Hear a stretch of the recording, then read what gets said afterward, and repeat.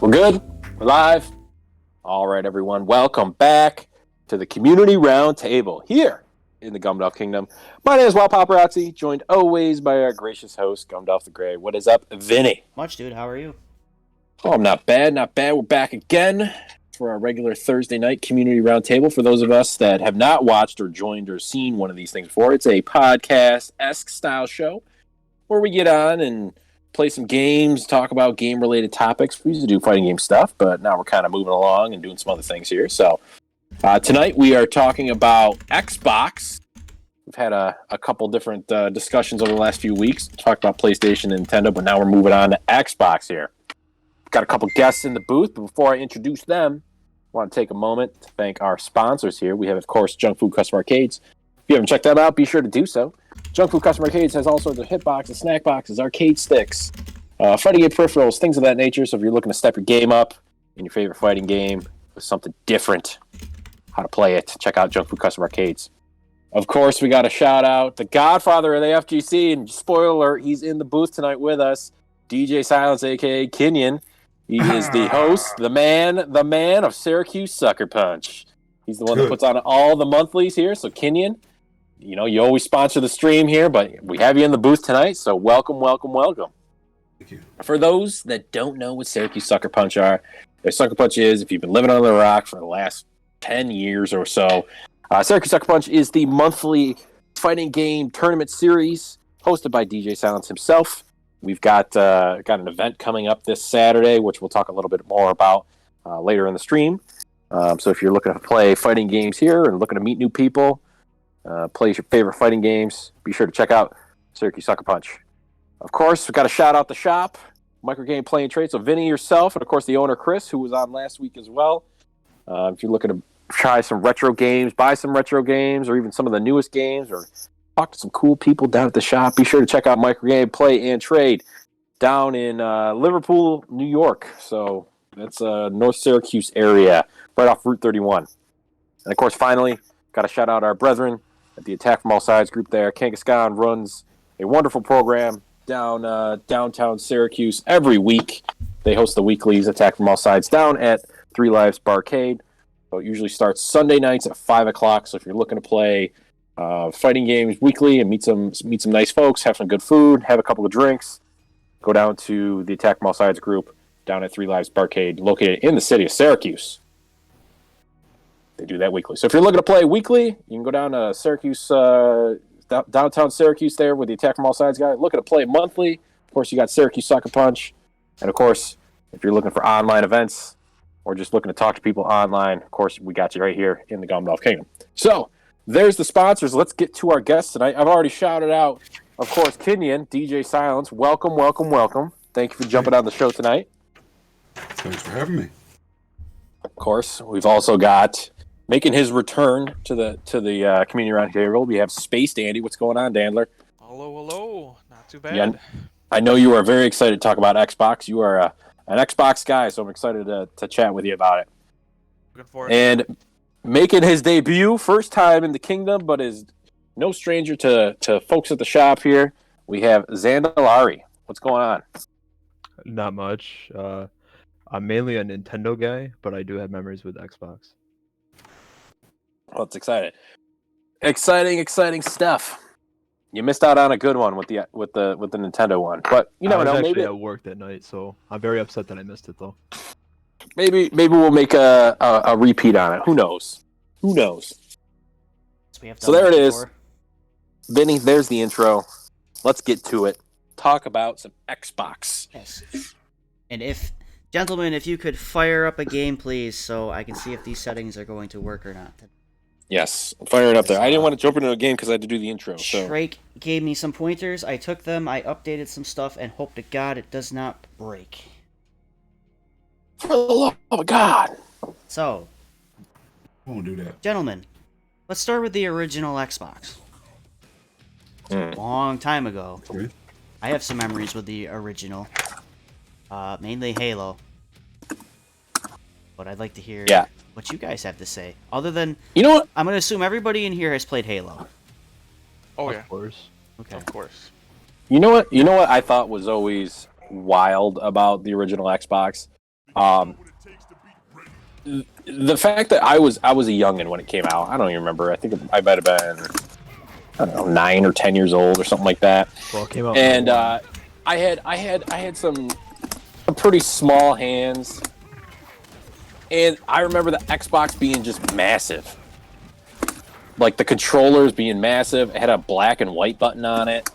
But man, I remember that intro screen when the Xbox logo popped up. It was fucking dope.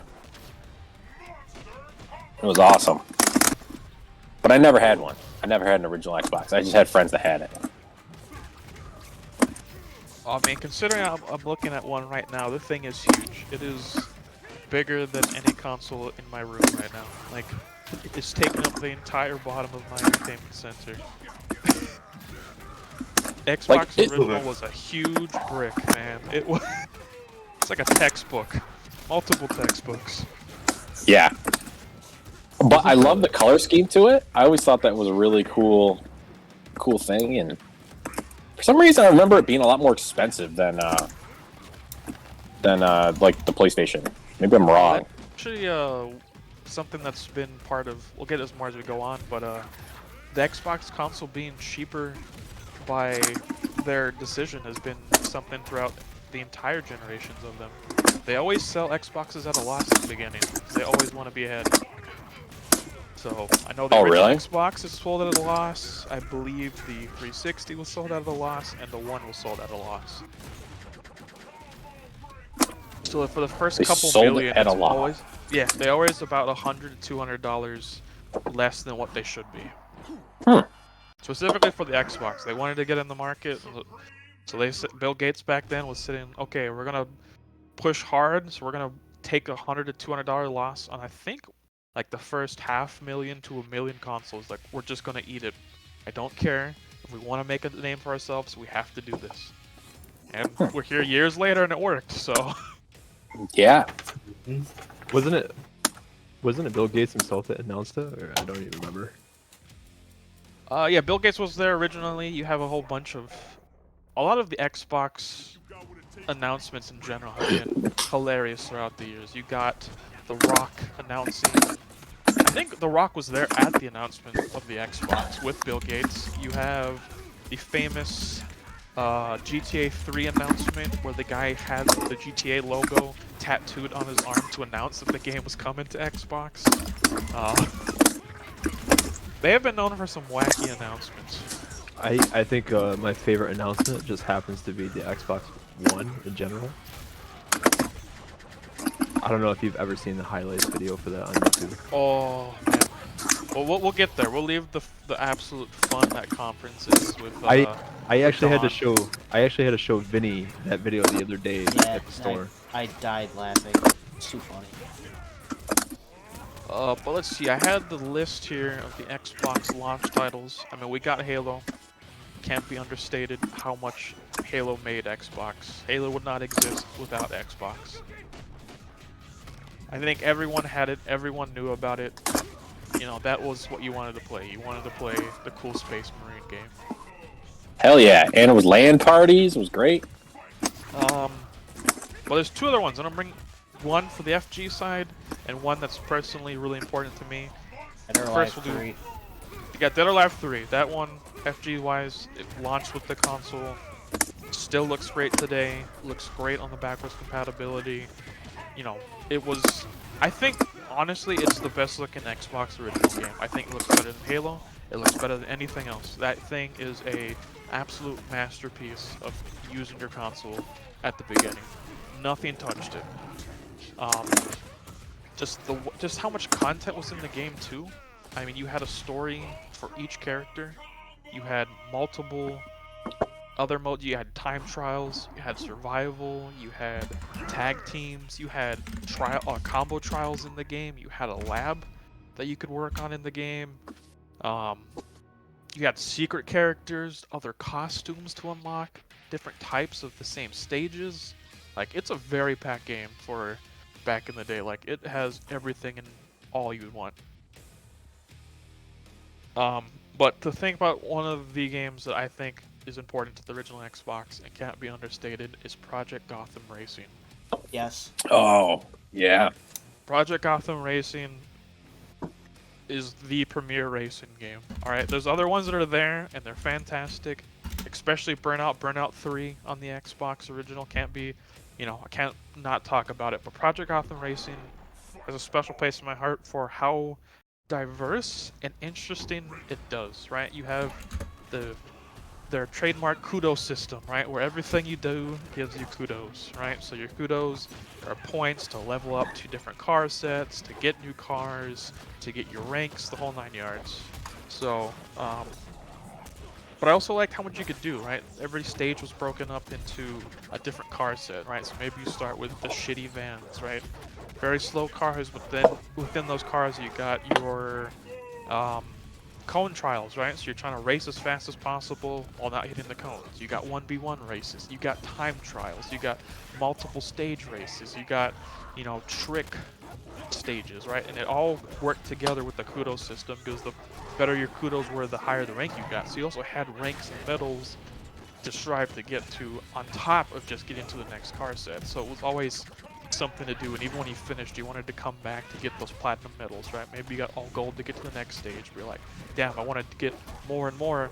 Another great thing was those medals would change what you needed to move on forward, right? So I think most of the time you only needed silvers, right? So get second place. You want gold, I want first place. You want platinum, I want first place with a little bit of extra with it. Or I want it, you know, to be so far ahead, or, you know, I want you to not make a mistake. It was a great time to make great package to make you a smarter player as you went, because you only got the better cars as you learned the slower cars. So by the time you got to the faster cars, you already knew what you had to do and how the game controlled and played. So when you get to that golden, where we all want to get to the sports cars, you're just already feeling it. You don't have to worry and fumble with it. You are the sports car. Man, you ever wonder why they never did they ever make sequels or anything for Project Gotham Racing? 4 Project Gothams. So you have the first one. The first one is very like, well, the first two on the first original one. We'll get to the third one on the 360 and the fourth one on the 360. The first one, very bare bones in terms of what you have to do. It's very straightforward. It's a racing game at its heart. There's nothing super cool. You have like the same areas. It's very early Xbox. Now the 2 is where you get to the interesting things. 2 has one of the coolest features, I think, of the original Xbox, is you could burn a CD to your Xbox and it would play your music in the car while you're driving. So you could pop in, you know, your Now 20 CD, right, with some Ja Rule in it, right, and then you're listening to Ja Rule Now 20 in your car. And for a special Easter egg, Project Gotham 2 is where Geometry Wars comes from. That famous twin-stick shooter on the 360 everybody knows for the arcade started in Project Gotham 2.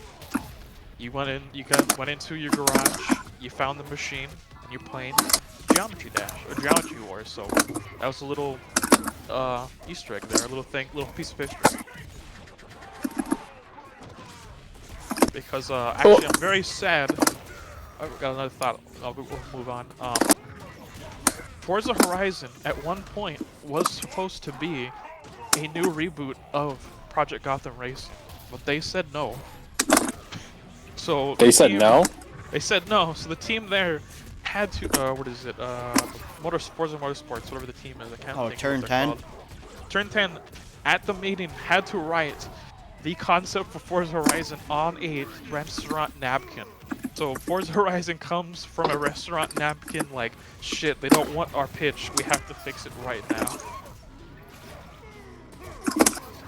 So we could have gotten a reboot, and they said no, and we get Forza Horizon, so. Still a win. Forza Horizon's a fine game. Forza Horizon is great. Forza Horizon 5 just had its new DLC. Fantastic, all rally, so if you like rally stuff, it's up your alley. Y'all remember Fusion Frenzy? Oh yeah. Fusion Frenzy, you.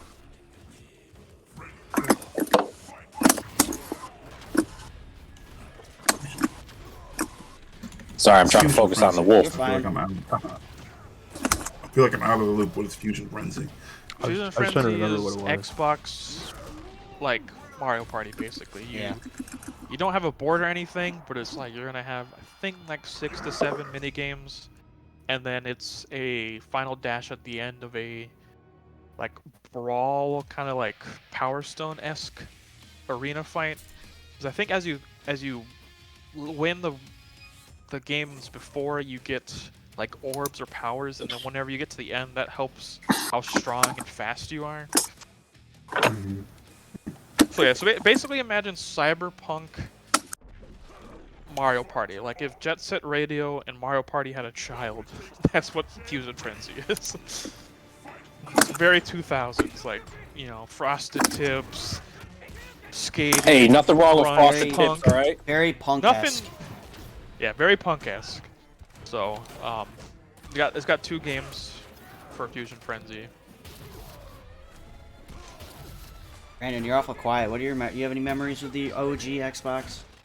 I actually played a lot of Conker's Bad Fur Days remake with my cousin way back in the day. What's your favorite part about that game? We just screwed around with the online majority of the time. I actually never played through the story. Oh, it's a crime. You should. It's actually a pretty entertaining game. Well, if I really wanted to, I just have to bust out my N64 if I actually wanted to play it. That's fair. Kenyon, what about you? What about me? Well, Other than I me have with your the- Xbox in my store that only works when it's flipped upside down. Save that for. I was saving that. Hold on. Too late. I already said it.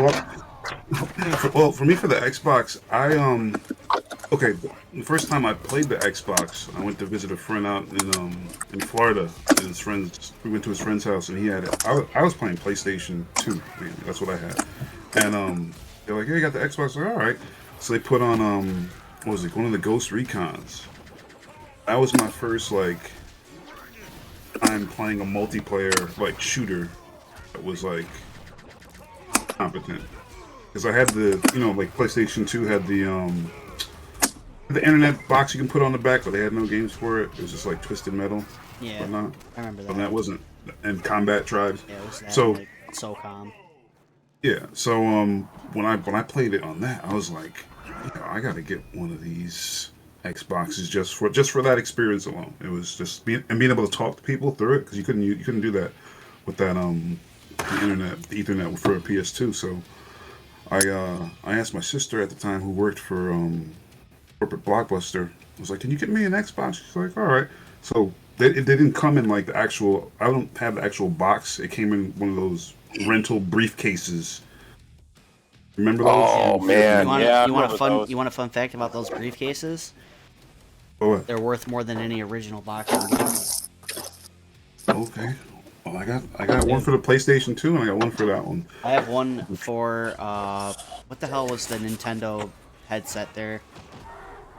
The VR thing, majig way back in the day. Virtual Boy? Yeah. Virtual Boy. Oh, I have an empty one. Damn. You can rent it. you mean the red Virtual Boy? Yeah, that would laser beam your eyes to death. Great experience. I never had that. Great experience. But Don't touch yeah, it. once I got that, I was playing. Like you said, with the music, I put MP3s on the Xbox, and I was doing Tony Hawk Pro Skater 4, I think, skating around to Nas and all that. I think that was a pretty cool feature that they started with that, because I don't remember like the PS2 being able to. You could play CDs on it, but you couldn't play games in game or play music in game, right? Yeah, You that burn was it that to was the pretty big. console, so you could listen to it without the disc on the original Xbox. That's sweet.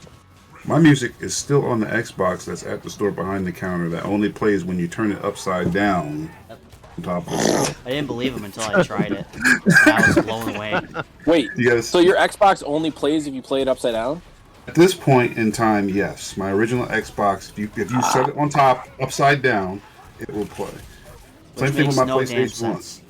That's what, at the time, that's what everybody's like, just turn it upside down. And I was like, this isn't going to work. And, you see that Xbox ripple, or that it goes through that PlayStation sign. Works? I don't know why. This is before YouTube, too. Yeah, I was blown away. But I had games like, I was playing, was it, my favorite on there, because I didn't buy too many. My sister sent me a bunch, and I played. I got the time splitters and whatnot.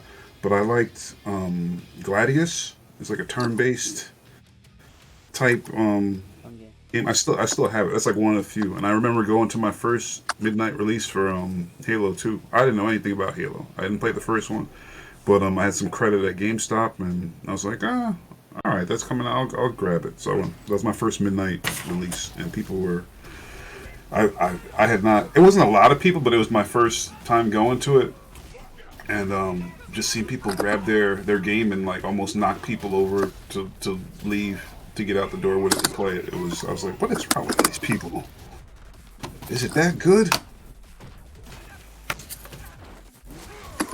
Sorry, it was the TJ biggest rocking the entertainment Paul launch Phoenix of on the my time. screen. I got distracted. What were you saying? I said Halo 2 at the time was actually the biggest entertainment launch of all time, like of anything. It was the king. I was there for it.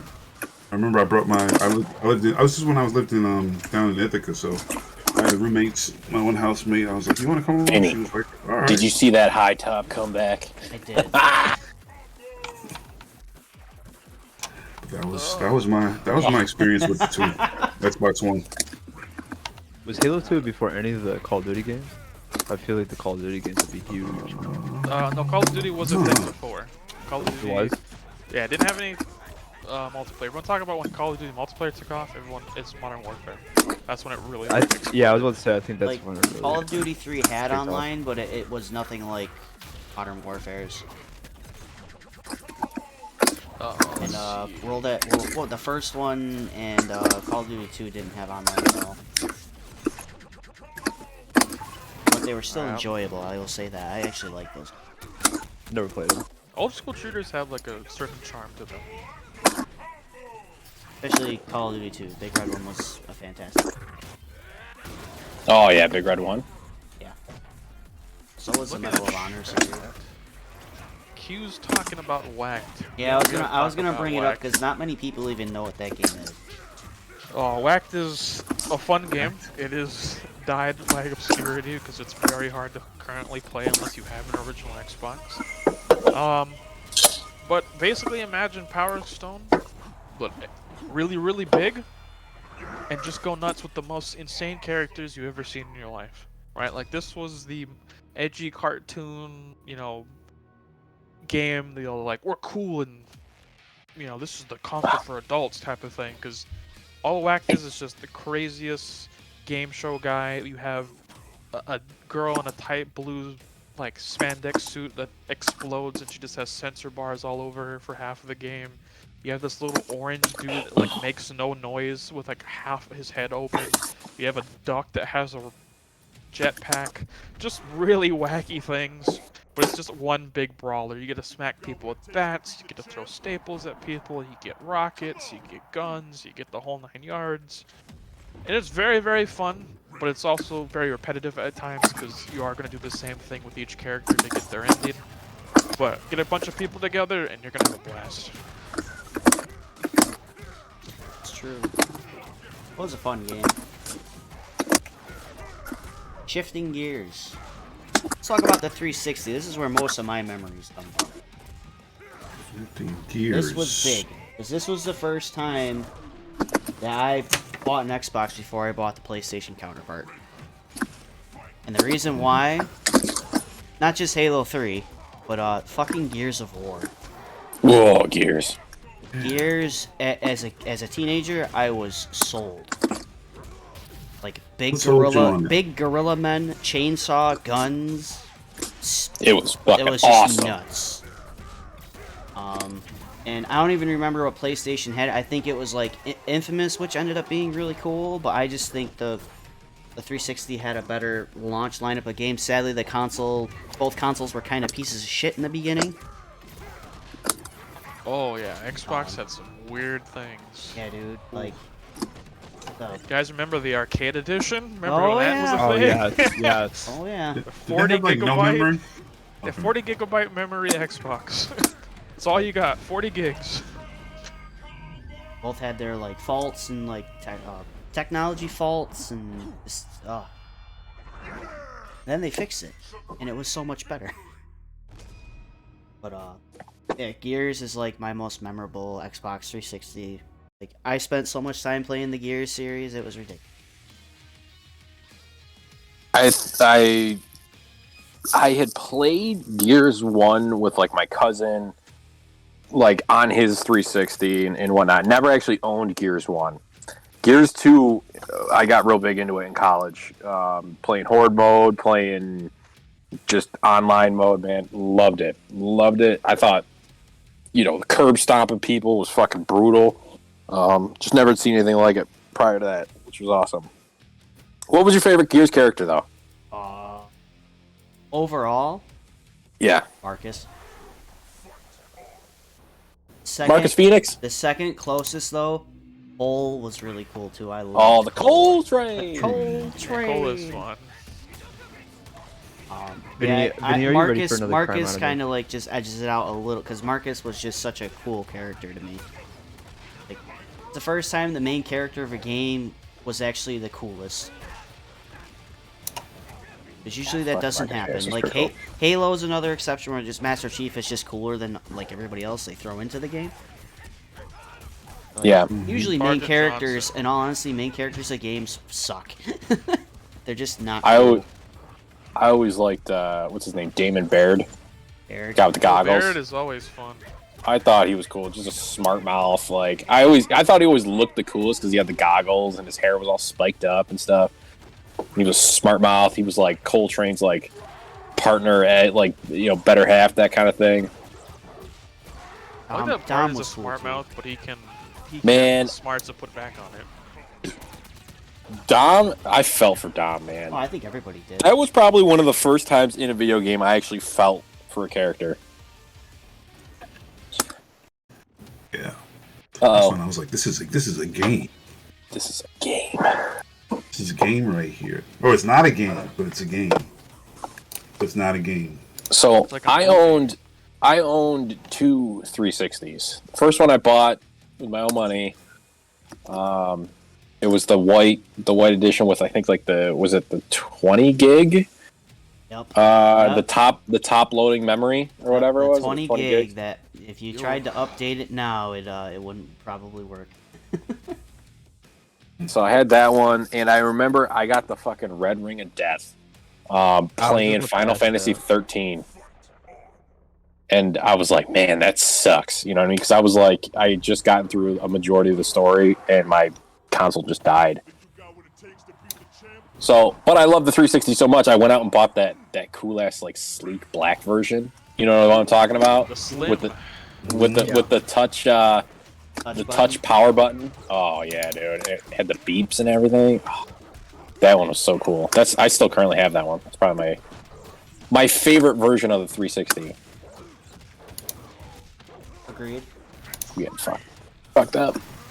I still have mine, but I don't really know what to do with it anymore. I'd never touched my Xbox anymore, so 360 is good for certain like backwards compatible stuff because some won't play on that one. So if you have all the generations, you can play everything because there's still quite a few games that are left on the 360. So it's pretty much nostalgia at this point. Like whatever. 360 was a majority of my gaming lifespan. I mean, I remember being very, very, very involved in the 360 era and playing all that stuff. But 360 is when I like went from like a hobby to like this is like my thing. Like this is what I'm gonna do. You know, just or this is I guess my main hobby, right? Not more of like a pastime. Oh, this is fun. Like nah. Xbox and gaming is what I'm gonna do to spend my time. You know, when I have time. You know, let's talk about the big elephant in the room with a 360 past the Red Ring of Death. A thing that I love that I know that other people hate. The good old Xbox Connect. Oh my god.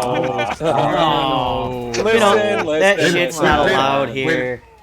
Wait a minute, dial back because I didn't get in on the Gears, and then he got some pictures that I need to be shown. I was gonna give you your own little segment for that. Yeah, I need my segment. I had to mute my before we go mic to while I was Connect. laughing. So Kenyon sent me these pictures. that are going to rotate on screen. So, Rotate them. would you like to Damn. explain yourself with the giant Gears of War gun? Oh yeah. Oh, look at that! That was at New York Comic Con, I think, like 2018, and they had, I think Gears 4 was gonna come out, but they had that replica. That I'm holding right there. Somebody had to pass it to me so I can hold it properly. It weighed like, I want to say like at least 100, close to 125 pounds. So you couldn't hold it with one hand. Someone had to like prop it up and give it to me and hold it, and then like, we both had to like pass it back to each other. Like it was like, that was massive. I had to Listen, get a picture of that better not have been heavy while you're wearing. It looks to be a Power Man outfit. The Power Man outfit. Yep, that was Power Man. The easiest costume for me to do, and everybody. If that thing felt like 100, if that thing felt like 100 pounds, it probably weighed like 350. Because the Power Man buff would have gotten you down at least that much. You couldn't run with that. You couldn't run. We couldn't run off with it. That's how heavy it was. You couldn't roadie run with it. Couldn't do you no. I was standing there with it. I was like, this is ridiculous, but it was fire though. I had to get a photo with that. I feel like these are great photos, but I feel like the roadie run, it was just like the wildest run. Like, just imagine just crouching and then running as fast as you can with this 350-pound gun. All their gear. That's why they're gear. All their gear. That's why they're all jacked from running, squatting. Basically, they be doing them squats. Squats with all that gear. But I didn't actually have the Xbox 360 when it came out. I was kind of still on the PlayStation 2 messing with that and had bought it. But when they showed Gears of War 2 like commercials and whatnot, I was like, oh, I gotta play this. And I didn't have an Xbox, so around that time, I want to say it was maybe like 2 months before that game came out, there was a discount on, not the arcade version, but the next step up of Xbox. I'm not sure which one it was, but I was like, I'm gonna get that. I'm gonna buy the system. I didn't play Gears 1. I went and rented Gears 1 and played through that and beat that, just so I can know the story. So when it came out 2 months later, I can grab Gears 2. And that picture there is me going to my second midnight release, picking up the game, and I was like, yeah, that game, Gears 2, I played that every night for that entire year. And most of my Xbox friends on my list are from that, the Gears. Like, I don't think at any point in time with PlayStation now at this point and like Xbox, like I don't meet people like we did during 360, where you're like, oh cool, I mean, like, where are you from? Oh, I'm from California. Oh, I'm from Texas. Oh, I'm from Chicago, and you're just partying up. Like, I found all my friends. Now I meet you guys in person pretty much and through Discord. It's totally different era right now. But It's definitely changed a lot. Yeah. Yeah, I think the last Gears I played was probably 3. I don't remember really playing Gears 4. I don't remember playing Judgment. I don't think I ever played 5. I like Judgment. That would be fun to go through. Just go through all the Gears. All the Gears games. Let's do it. Because it's pretty simple to do. I wanted to play the tactical game. I heard is good. I'm not a tactical person. I did play that one. That one was fun. The one that's like XCOM. Yeah, but I wanted to try that. That one's sweet. That one's actually pretty sweet. And I'm sitting over here. I mean, if it was Gears or Halo, I was about that Gears. Like, I'm waiting for the next Gears to come. But yeah, that was some good times and memories with the 2-piece with the shotgun that you can't do anymore. Oh yeah. Yep. You had like the sniper rifle practicing with that. The boom shot. Boom. Yeah, I remember that. The mortars. I remember Xbox Live Arcade being a very fond memory of the 360 era. Oh yeah. Mm-hmm. I having a lot of great games on there. Some pretty wild ones. I remember buying a few. I think I bought all the Sonic games off. I bought all the Sega games. I got the Vinny. You know which ones I always talk about. If you remember. Why don't you tell the people? People, that Charlie Murder. Yep, Scott Studios. The dishwasher vampire smile. So that's the name of the actual game. Actually, and that game was put together because the guy, there was like something with Xbox Live where they had a contest for like game creation, and the guy who won it, he was a dishwasher. The name of the game was Dishwasher, but it's like a samurai drawn like hack and slash side scroller. That's a good game. And Limbo, that was one of my favorite ones from that. That was good. It was short, but it was. I was hoping they were gonna make us the second one, so I can get some more non-story from it. For Limbo 2 is Inside. Yeah, which was also really good. And by the same company, so. Yep. They had somebody made one. No, not recently. I don't. I think it's on all consoles or maybe PC. But there's one where it's like Limbo, but it's like underwater, like you're a scuba diver or something. I can't remember the name of it. Yeah, I mean this isn't like within like the last year. It looked very much like Limbo except underwater, black and white. You know, it's kind of like menacing. Oh, you know what? I can't believe I didn't even freaking talk about that. But when you said Jordan, thanks for subbing. When you said underwater, I can't believe I haven't brought this up yet. BioShock was the first 360 game I had. Ooh, it was one of the first 5 I had. Dude, I remember seeing the trailer for BioShock when it was all in first person and the Big Daddy shows up and drills your hand. I was like, that was it. That was the game. And that was the first game I remember having a huge twist in it. That really kind of blew my mind when I was younger. Fucking BioShock. I would love to see more BioShock. Do you guys remember the indie side of the arcade store? I do. Oh. Yes. Yeah. Was I made a game with zombies in it? Was that on that? Yeah, on that was on it. That was the big one. Oh, fucking love that one. I remember I bought it for 99 cents. You know, I know. My bad. I was gonna say everybody played the Dorito Dash game, right? Oh, yes. Was Dorito Dash and then Harm's Way, I think, was the two. Yeah, I remember Harm's Way. Yeah. That Dorito Dash was that like free or something? I remember. Yeah, Dorito Dash 1 and 2, in fact. Wasn't there? Wait, hold on. Wasn't there Burger King games as well? Yep. Oh, Sneak King. The Holy Trilogy. Sneak King, Big Bumpin', and what was the other one? The Kart Racer one? Yeah. Happy Wars was on. Happy Wars. That was like my first like free-to-play game. In like where they were trying to sell you stuff. I enjoyed it, but I didn't buy anything. But I was like, this is kind of cool.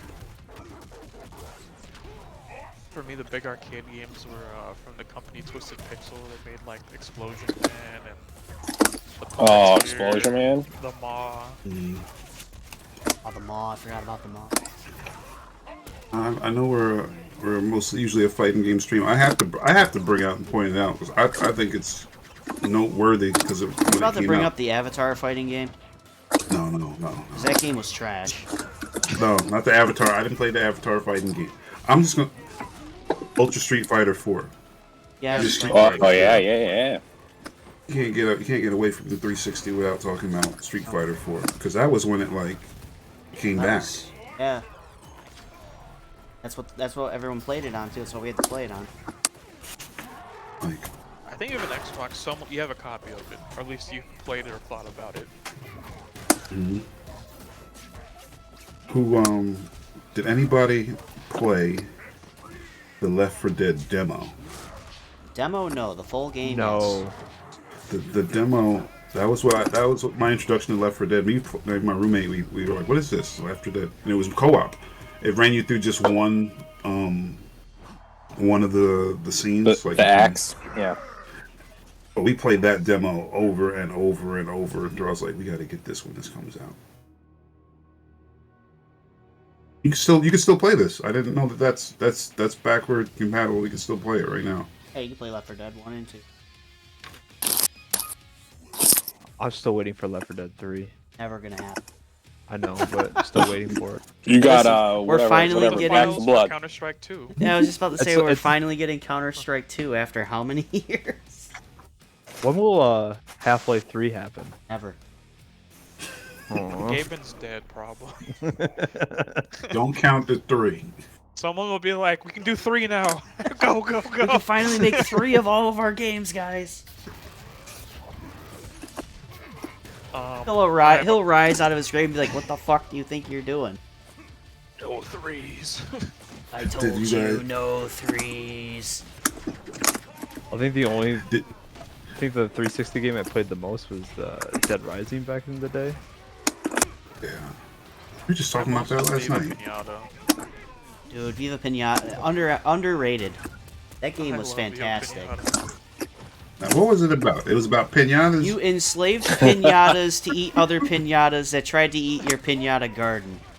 It's basically like Animal Crossing, but it's more farming based and learning like what animals want what, setting up your garden. And you could beat the shit out of them to get them to explode and get the candy.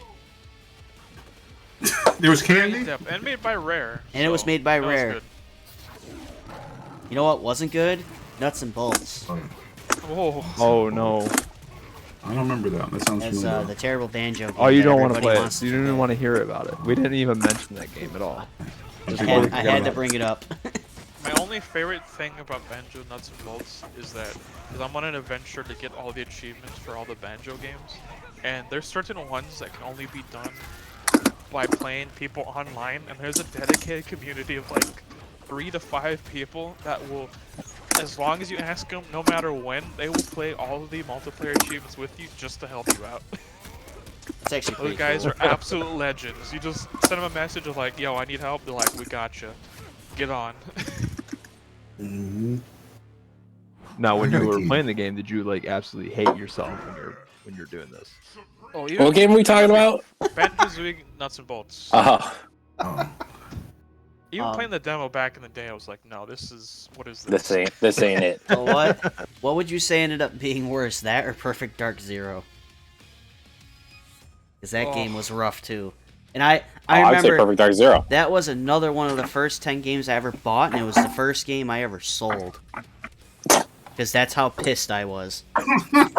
Because that game on the 64 is fucking legendary. And then that's what they gave us, and I was like, yeah. Like 13-year-old me was like, this is fucking horse shit. Well, that was right around when companies just stopped caring. It was also a launch title, so Rare was. they're probably like, "Hey, put it out.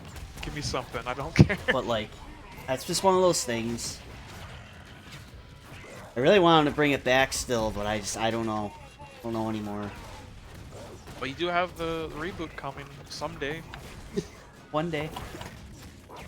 There's a good springboard from that. Let's talk about another game that tried to do another franchise with the 360 with the Xbox that I will debate is worse than Banjo-Kazooie and Oh boy. is because no one talks about it, no one remembers it. When the Xbox One launched, we had a little game called Crimson Dragon. Yeah. A Oh my. spiritual success. I didn't think anybody was gonna bring that game up. I remember hearing about it. I never bought it. What is this game? Crimson It was Dragon. It was called Crimson Dragon. It was a Panzer Dragoon spiritual remake, and the only reason I'm saying it's so bad is that the fact that no one remembers it. We remember Nuts and Bolts. Yeah. And Perfect We Dark remember Zero. the other one. We But don't not- remember Crimson Dragon. Not the good one. No one remembers the good one. Crimson Dragon is left in the dirt. No one talks about it. What happened if you with know it, you're an old guy. They did it. There was another one for a newer. The Falconeer. The Falconeer is actually good. The Falconeer is getting a sequel too. But a lot of people don't talk about that game, and it's actually really friggin' good. I don't talk about it because I'm not games where you usually have to fly. So I have trauma from NES like Top Gun. So How many times did you miss the boat? I never made the boat. I think I ever made the boat. Aircraft carrier. Can't miss it if you never made I it. think I rented that game as a kid, and I was like, what? Kids, oh, come on, I got Top Gun. I'm not playing that. Could have Contra. I'm messing with no Top You got Mario. Yeah, so now the games where you have to like any aviation game, like even new ones, I'm not doing it. But I remember hearing about the Crimson because I always usually come into the generation after those like that growing pains year when there's like the games they're not optimized or they weren't optimized, and it's just kind of like not to go too far back, but the Gears 1, when I played that and I played 2, I was like, this Gears 1 game feels like a nice demo. Yeah, it's a big tech demo. It felt, I mean, it was short, but it was very sweet, but I was like, it didn't go that far, you know, and it's like one of the earlier games. But Crimson Sky was, yeah, I wasn't getting that one. I don't even know what the cover art looks like. Y'all remember Brute Force 3? Oh yeah, Brute Force, the Halo killer. I promise, this is like the last time I'm gonna bring up a game that I know everyone in here is gonna be like, that game's fucking trash. No, I actually like Brute Force. I'm gonna be real. I like the first one a lot, but after that they lost me. Well, oh, I lied. I have one more. You remember Dino Crisis 3? No one talks about that. That's why we got Exoprimal now, alright? I like how... fair answer. God. But, speaking about good Crimson games, though, from the original Xbox, Crimson Skies, I just want to mention that real quick. Crimson Skies was really good. I like the stare down that just happened. Right. But with the one, there's two games I think you have to talk about what sold the Xbox One. There's one FGC related game and there's one FPS game because that's just Xbox's history at this point. The FG game, the one we're watching right now, KI. KI is the reason I launched with the Xbox One. Well, the reason I bought an Xbox One was because of Killer Instinct. I'm not even gonna lie. Same. And then shortly after, we got another little game that I really enjoyed called Sunset Overdrive. Oh, Sunset Overdrive, man! I want another one. It'll never happen, but I want another one. I thought that game was awesome. Sunset Overdrive. It was like Tony Hawk meets open world meets Crayola Crayon Box of 128 colors. Meets Jet Set Radio. It was so good. Yeah, I still go back and play it every now and then. I'm a big fan of like old school punk music, and that had a very punk aesthetic to it. And the combat was fun. The fact that you had to keep moving and you got bonuses for moving and jumping and oh yeah, it was sick.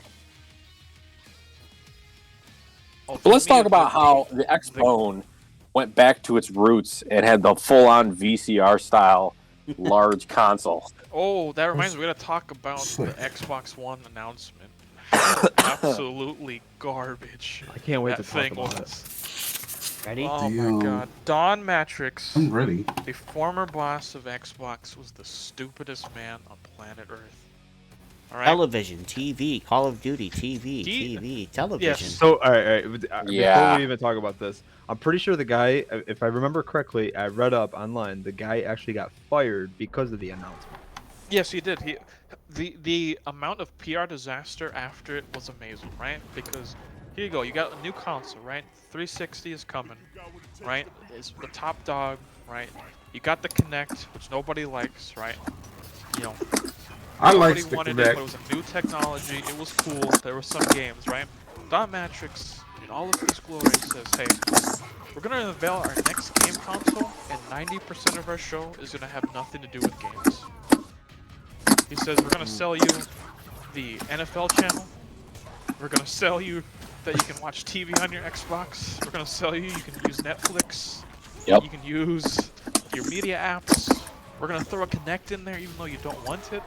And then the mother of all stupidity, hey, we're gonna make it that you have to log into your Xbox once a day online, every day.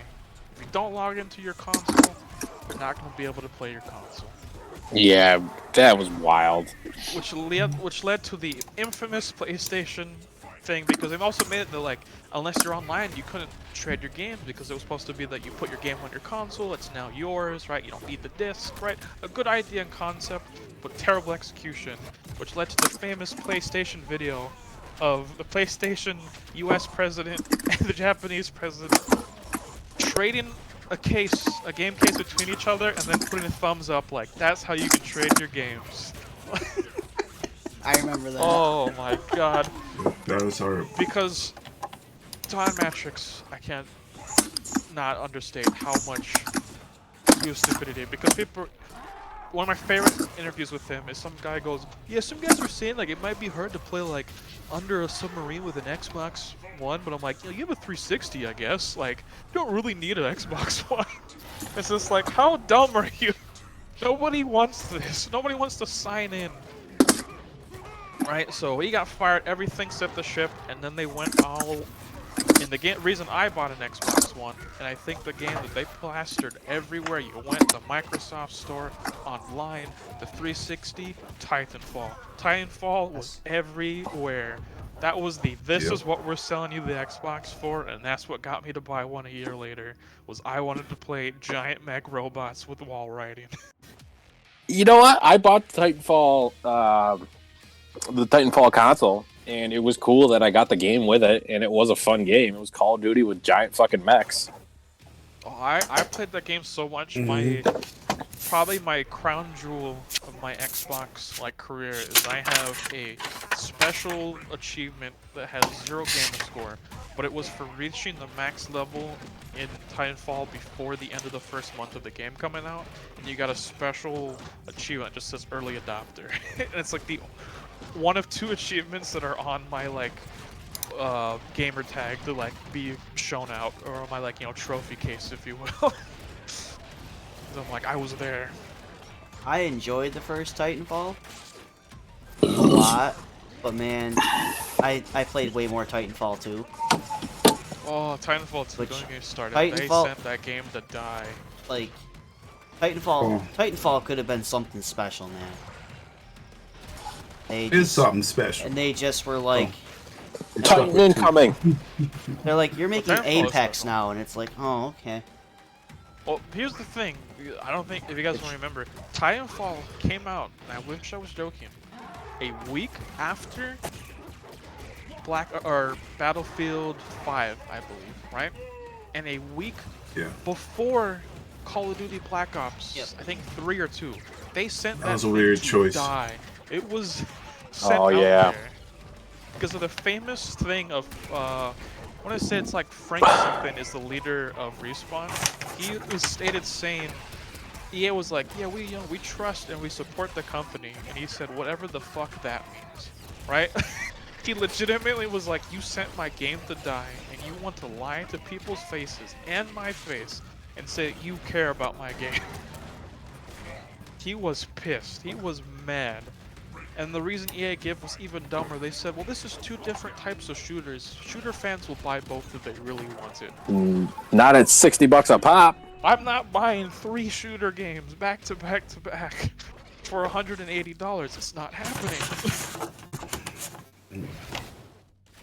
I feel we could probably all agree, though, that the Xbox controller was made for shooters. And I know we talked about this on the PlayStation. The PlayStation stream there, but for whatever reason, just shooters felt so much better on Xbox.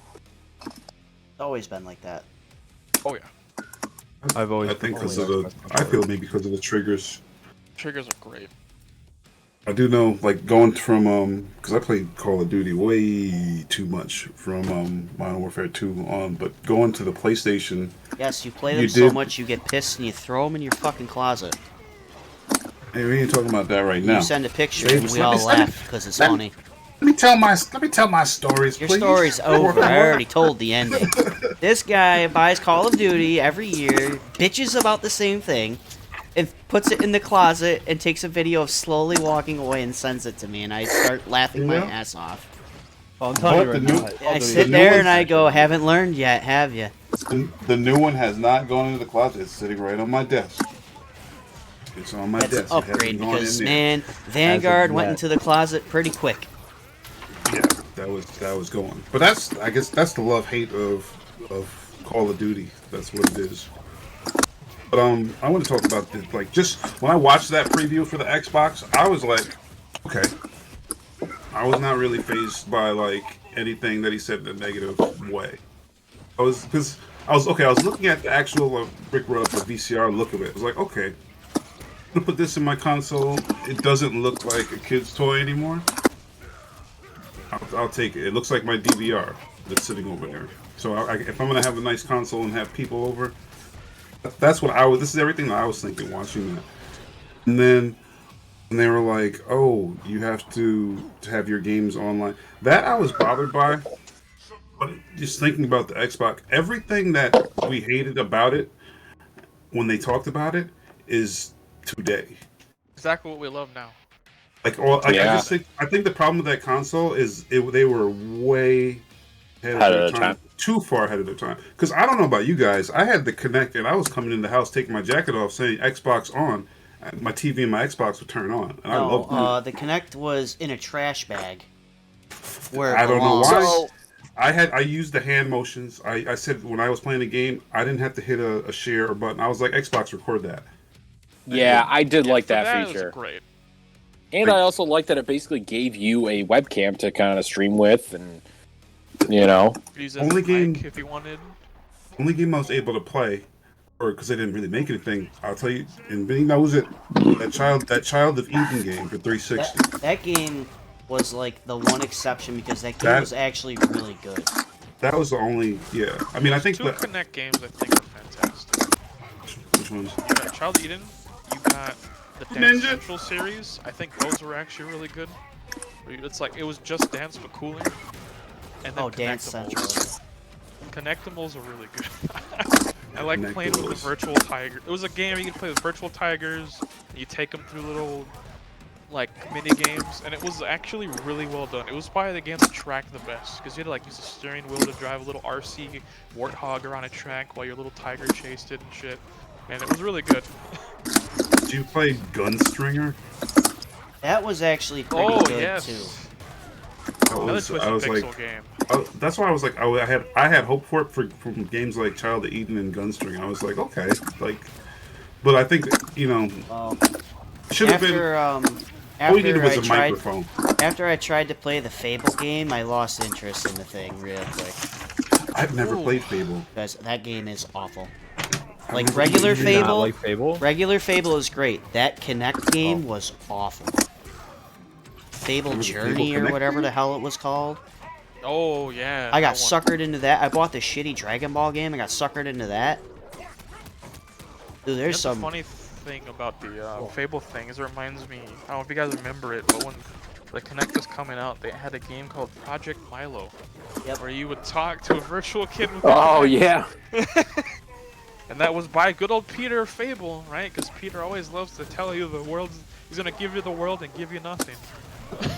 Dude, I remember, what was he? I think it was Fable 2, and the screen cut to black.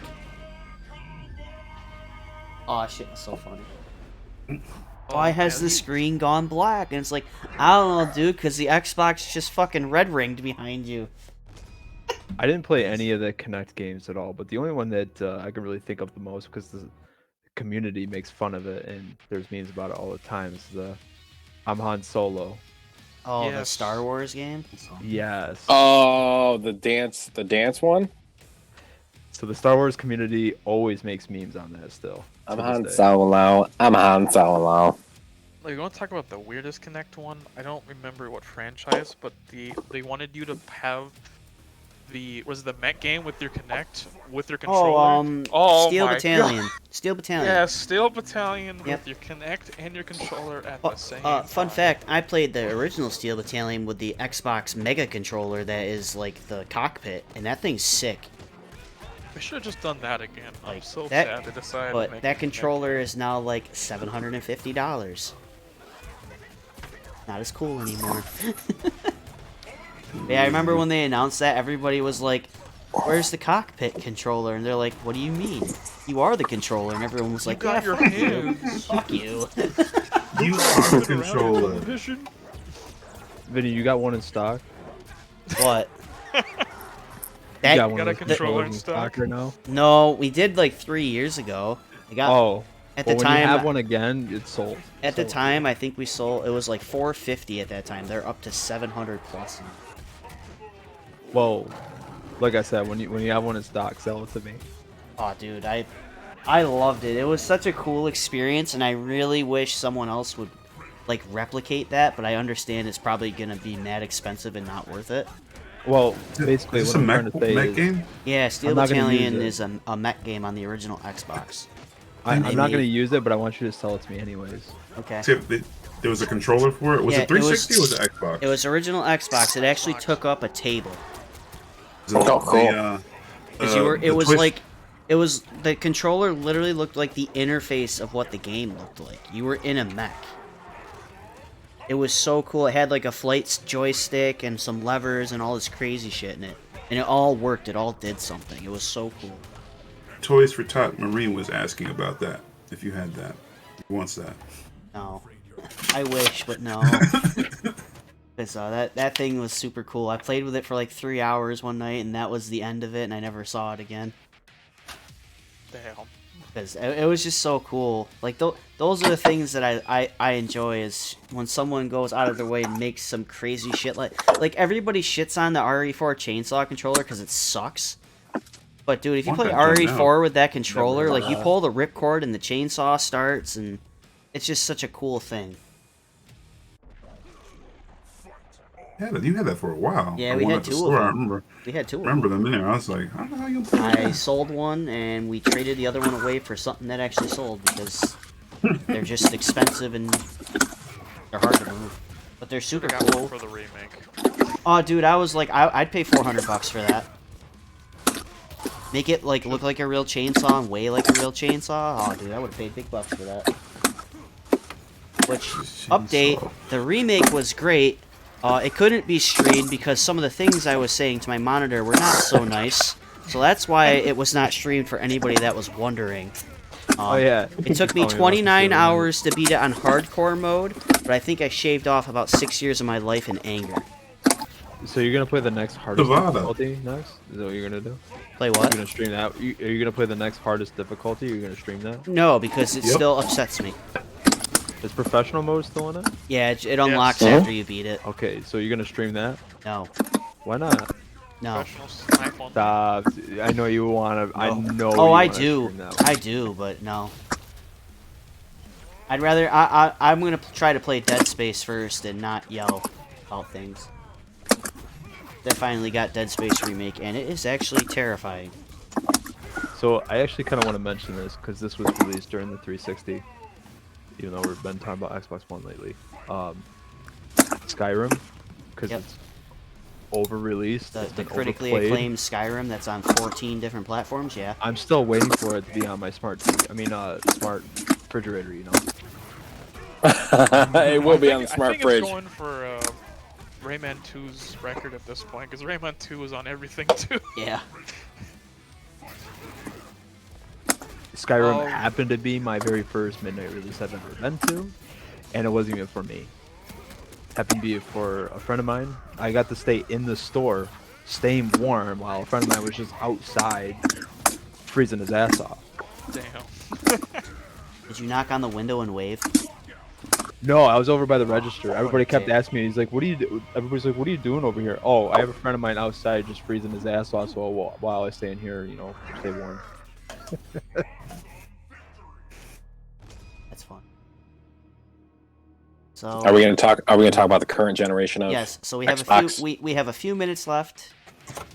Believe it or not, we are basically 3 years into this new generation of consoles, whether you want to believe it or not. Wild to think about. Yes, it's How is that it is possible? now 2023. They came out in 2020, And you can actually time- find them in and you can stores. time find warp. you can find all of them now, pretty much.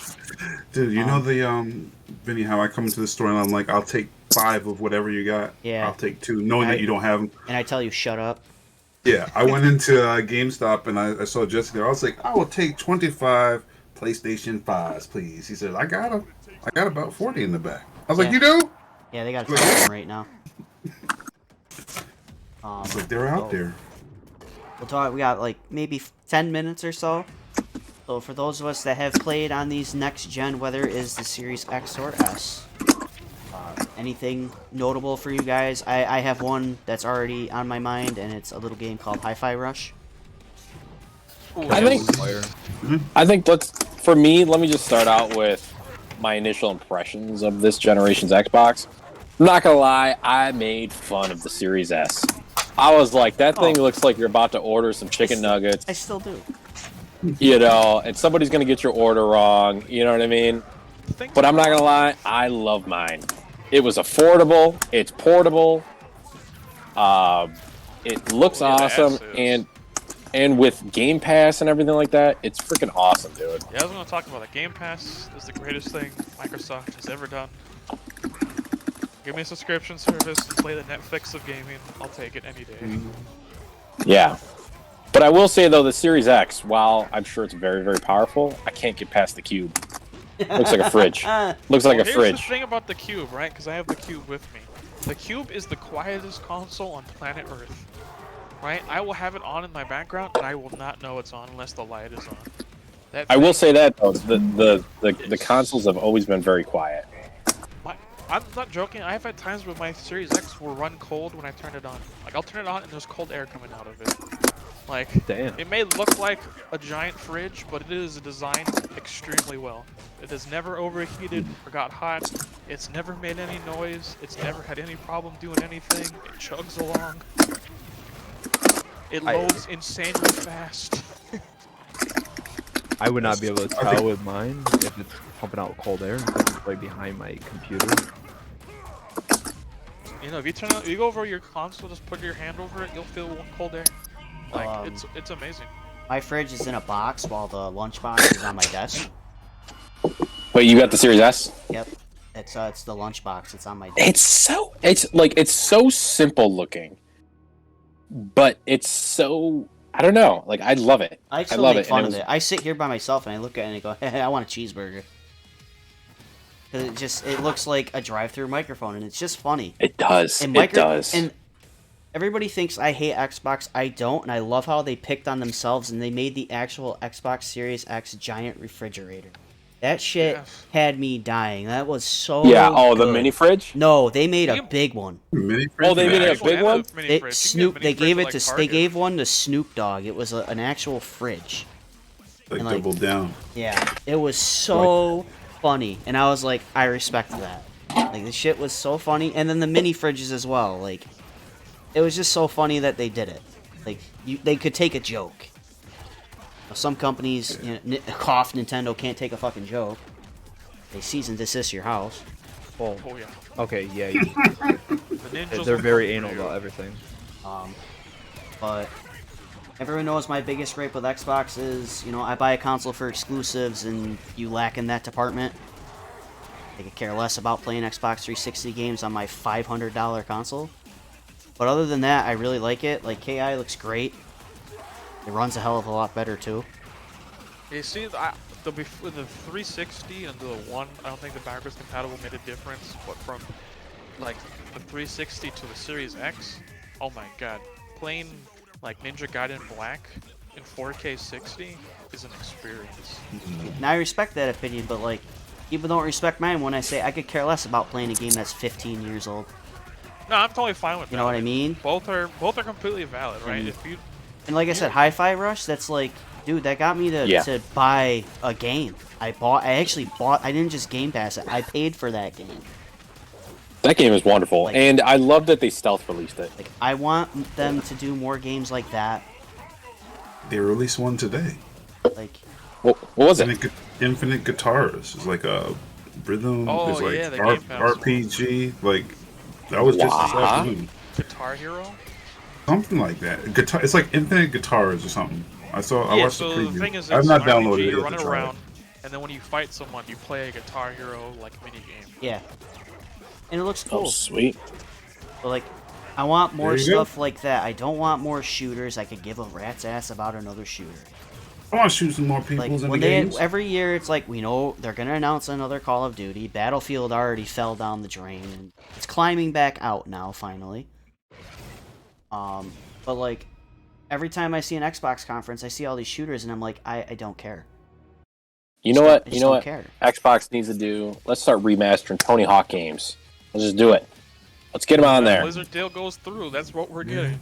Well, you got 1 and 2. 1 and 2 are already out there for you. Like, and they were great. Those two were great. I want more of that. Let me get 3 and 4. American Wasteland, Underground 2. Stopped after 4. And then the last big. Oh, you never played Underground and Underground 2? 1 and 2 got remastered, so I'm good enough for that. Yeah. Kenyon, you're missing out. But Kenyon, what was that Let game? me get that point. The game they announced that looked like God of War with the Indian. Was that Flintlock? Flintlock. That's the game I want. I want that that. game looks sick. Where's that game? I want that game. Flintlock. That's not even a exclusive either. I want it. no, but they were the ones want it. that showed it, and I want it. Want it. I want it. One of those games. Where is that game? It's one of those games where it's like a multi-plat, but I was I like, know they just talked about the new Hellblade again, and I want that. Give me that. That game actually, played the first one? the original game creeped me out. That game was so psychedelic and just like that a game will mind mess you fuck. up. I've not played it, and I want to play it. It's very gotta- different You gotta play it with headphones. Yes. You gotta have the whole That was a experience. sick shadow counter. because you'll hear voices. It's your character going insane.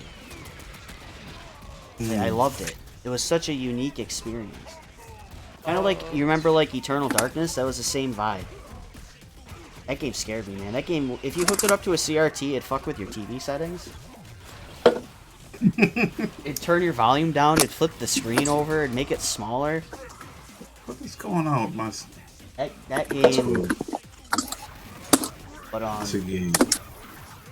That game scared you, Vinny? You just gotta quit being a bitch. you probably never played it. You're right, I never did. Quit being a bitch. Yeah, you're right. Quit being a bitch. I mean, the thing about Series X games that are actually interesting, you got Forza Horizon 5. I think that's a nice step. You got Grounded. Grounded is a great game. I haven't tried that. Heard it's good. I know Kang. Play with people. Play with people. I was There's definitely some things traumatized. coming. It's been a little rough. And working at a store, Game Pass is I don't carry Xbox games much anymore, but I will always defend the Game Pass idea of it's great for indie titles. Oh, It's great. It's great. AAAs that no one's buying. It's great for an indie company to get their game out there, for like that, because people will try it and they'll be like, "Oh shit, what else have these guys made?" Then they'll go buy it. I'm still on the hill that the Guacamelee studios. That's how I got into those guys.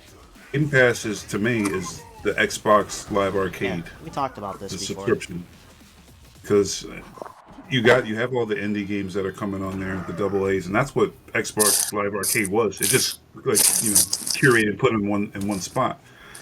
I literally before getting Game Pass, because I have the Xbox One. I got the X and the Series S. The Series S in the living room, the X by the computer. And before I got Game Pass, I was like, let me see if there's anything on it that I want to play. Because like Vinny, I have games that are older, but I don't go back to those games. I'm not hopping on them. But I said, let me go through there, And there was maybe 100 at the time, 2020. I was sitting in, locked in the house, trying to see what was up, and I counted at least 29 games that I wanted to play, whether they were current or past that I never got a chance to play. And in all honesty, I ended up playing games that I had not even considered playing. Mortal Shell is my first Souls game. I would have never bought that.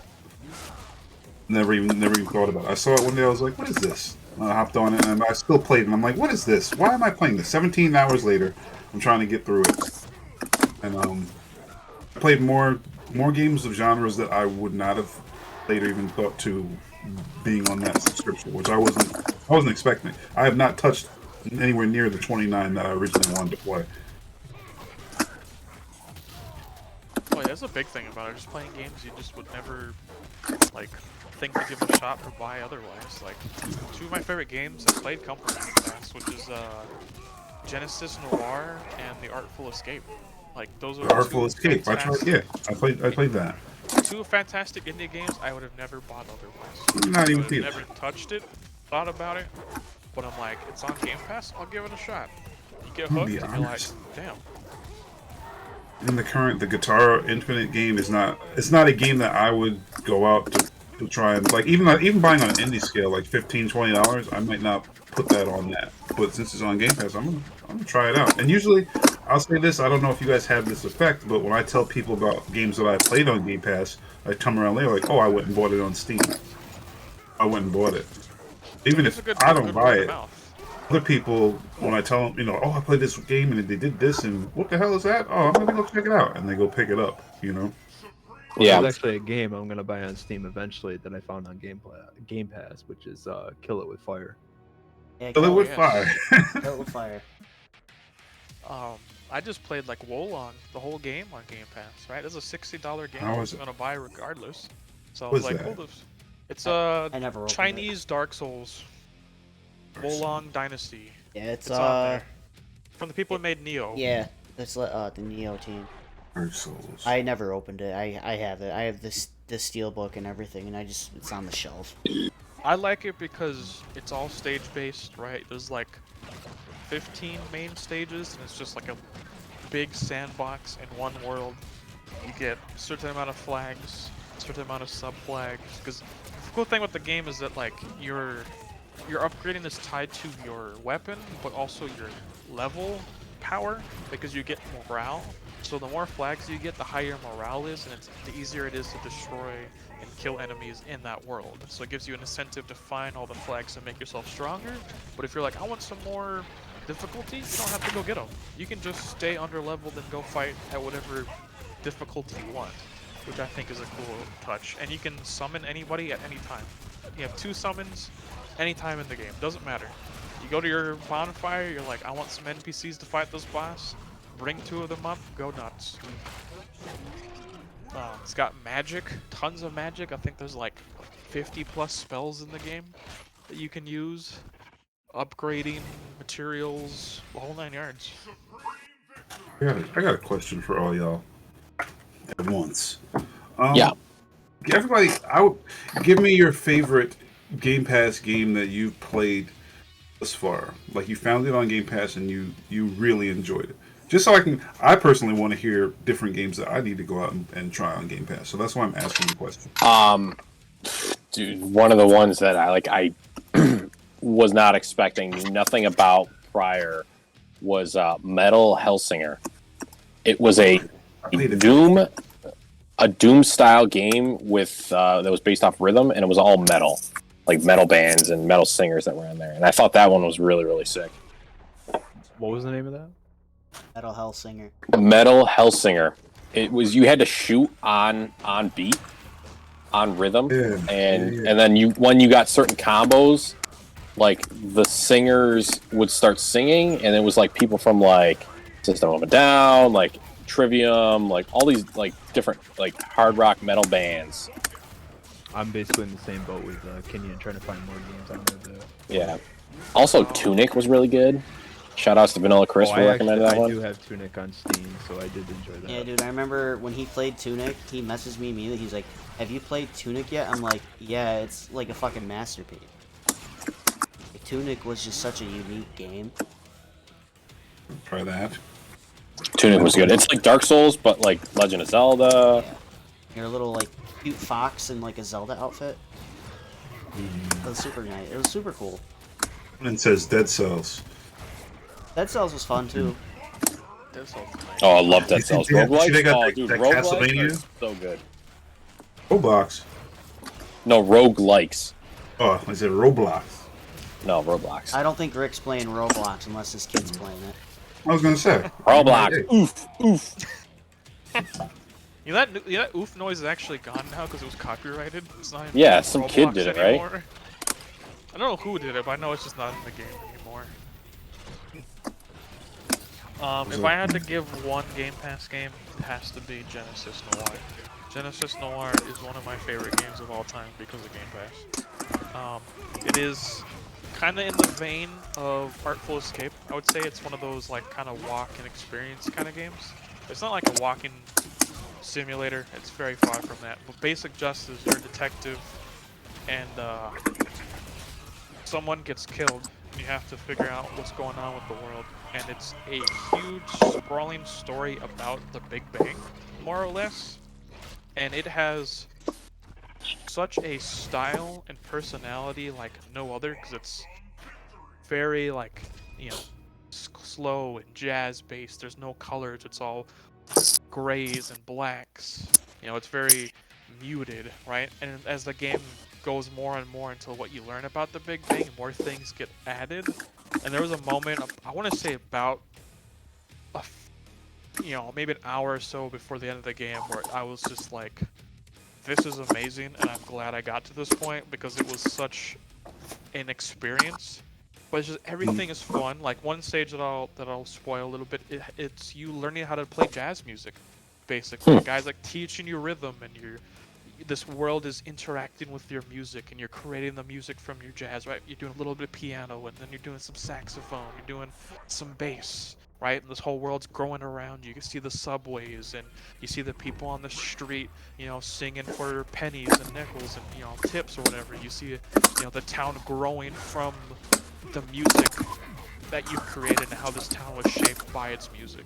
So it's definitely an experience. It's a little slow at times. I think it takes maybe 5 to 10 hours to beat. Nothing super horribly long, right? I think 10 if you want to get everything, but it's a quick play, and it will definitely send you on a journey if you want something that's like very thoughtful, makes you think, has great music, great personality. Like anytime I think about it, I just want to go back and play it because it just stuck with me that long. It's been, I think, like 2+ years, and I still have vivid memories of like every stage and what it felt to play that game.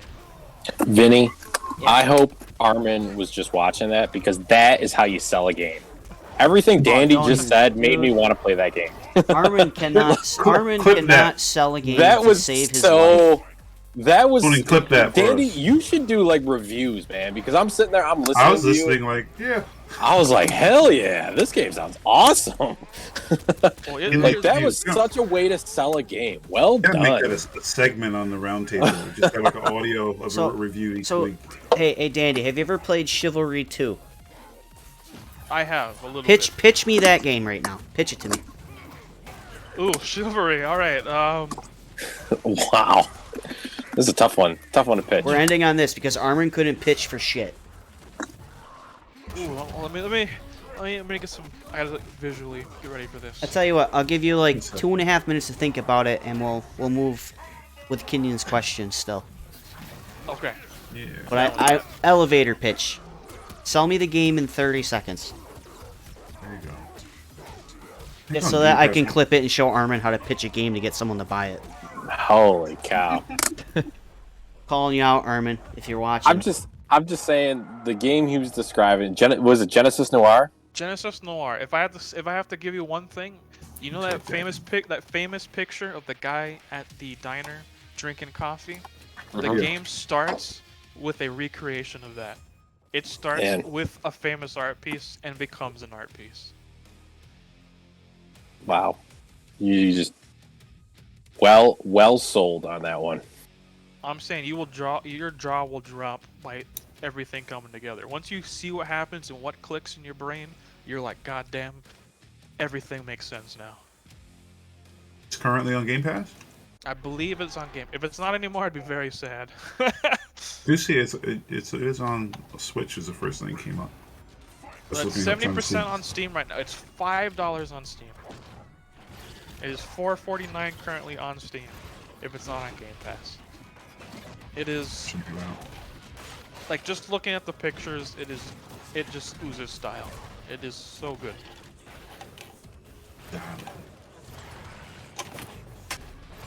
Damn, we went an hour and a half. Again. That's why we're gonna wrap it up here with a couple more Game Pass suggestions for Kenyon, and then a 30-second elevator pitch. Brandon, what you got? For me, I've been playing this game for years though, like early days on computer, but I just now realized I was going through the Game Pass stuff. The Serious Sam collection is also on there. Oh yeah, Serious Sam's always fun. And I see Bug Snacks is on Game Pass. I originally thought that was a PS5 exclusive. I think what happened, it was a timed thing. It also, I personally don't think it was that good. I didn't really care for it. But still beat it. So I still beat it. Yeah, it was. The ending was like the best part. I got the bad ending, so I did that shit on purpose though. But Serious Sam Canyon, it's another shooter. But if you're interested in like, did you ever play Doom? I'm sure you did. Mm-hmm. Yeah. So it's kind of something similar, except for it's open area. A lot of it's open area, or it's enclosed area inside. Waves of monsters just coming at you, and it's kind of endless. Eventually, it'll stop, and that's basically the entire game. It's actually fun. It sounds very wacky. It is Solo game? Is it co-op or solo? You can do co-op. You guys remember a long time ago that super shitty Space Invaders game where you're just like standing and the enemies are coming at you and it was like real people? Like it's a very like older type of game. It feels like that, but on crack, because it's basically like somebody said, hey, let's take Galaga, let's stick the weirdest characters you can ever think in your life, and let's put one man who quips like he's an 80s action star and make it a game, right? You have enemies with bombs for hands that run at you with no heads, just screaming endlessly. We're talking like hundreds of them coming at you. We have horses shooting balls and chains at you. You have giant scorpions with rocket launchers coming at you. You got helicopter bug alien demons. You got guys that make the Tyrant and Doom look like a nobody. And we're talking like 100, 200, 300, 400, 500 people on screen at the same time against you at the same time, right? And you can hold any weapon you want. You can 20 weapons, 30 weapons, 40 weapons. Doesn't matter. And it is just pure action and shooting. It's gonna ask you to deal with all these people and keep going. It takes place in different time periods. So the first game took place in ancient Egypt. The second game took place in 3 different areas.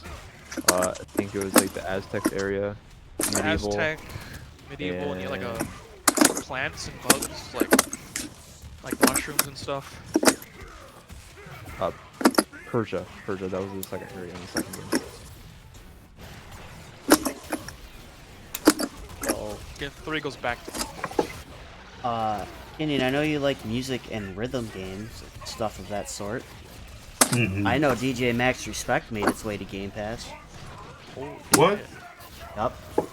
DJ Max Respect is one of my all-time favorite rhythm game franchises because the music is just so intense. DJ Max Respect. Don't be fooled by the cover. That's just the mascot of the game. But you want to try like a really good, solid rhythm game? I'd give that a shot, especially because it's on Game Pass. It's got a Guilty Gear skin in it. Yeah, it's got Guilty Gear song. It has so much stuff now. They did so much to it. It can be as easy and as hard as you want to. Yep.